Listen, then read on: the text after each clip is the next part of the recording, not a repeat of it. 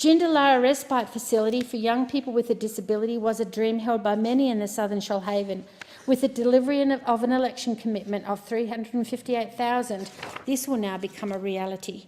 Indeed, many youngsters with a disability will also have an opportunity in the Maruya region, as Umaro has been funded for their disability residential facility.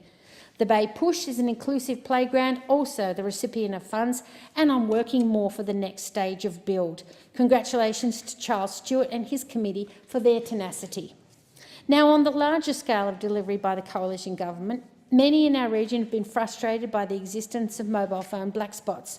Well, the good news is that there are 2 towers expected in Gilmore under round 1 of the Black Spot program, Kyola, which is scheduled for construction next year, and Nelligan, which was actually expected to start earlier this year, but is now going to be a co-located facility with an NBN fixed wireless. Under round 2, there'll be an additional tower in Wood Hill. That rollout hasn't yet been established. Under round 3, there will be 4 towers built: Kangaroo Valley, Sussex Inlet Wandandian area, covering a little of Beewong, East Lynn and Clyde Mountain, better known as Pooh Corner, to all those who drive the Kings Highway and see the teddy bears of the same name clustered in the rock cavern. A tender process to select the operators which will build the towers in these areas is scheduled to commence around mid this year. I have to say I worked hard to get those towers allocated to Gilmore because the beneficiaries are the travelling public, my residents and visitors. The result is that the providers are not able to send a bill to anyone, but everyone in Gilmore knows just how essential these towers truly are.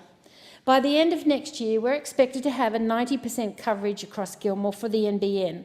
Of course, this rollout has not been without a few hiccups, but with such a massive infrastructure build, no one could expect that it would be a completely smooth process.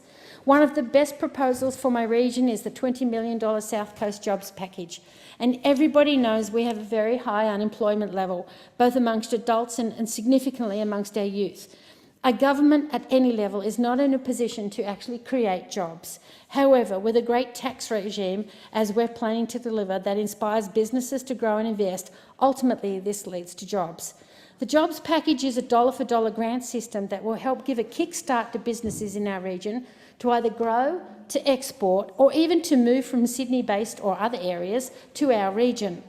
They have already got their strategic plan. It's mostly agrarian-based, but there are unusual industries like equestrian initiatives, such as Terry Snow has built down in the Borley Point with his Willinga complex. There are businesses that are just waiting in the wings that just need a little encouragement to relocate, and how exciting will that be? A great deal has been achieved, but there is still a lot to be done. There are 2 major roundabouts in the Eurobodalla that need to be funded and upgraded, one in Central Bateman's Bay near the Visitors Centre and one at Tomagon, which upgrade Sunpatch Parade to join George Bass Drive. I'm working with the Minister for Regional Infrastructure to deliver an improved and better intersection at Hector McWilliam Drive in Turos Head. As I travel around the electorate, local residents talk to me of their perceptions and their problems. Some of these include big picture issues like making sure multinationals pay their fair share of tax. Well, we did that this week. Fixing up childcare so it doesn't stop my people from getting extra work, which we've done. Other issues relate to the need for a better transport system, which is an issue that affects employment, getting to hospitals, getting health care. We've got a strategic plan that we began in 2015 and has since been added to by another group. We're hoping that that also is seen as part of the project delivery for the $20 million package.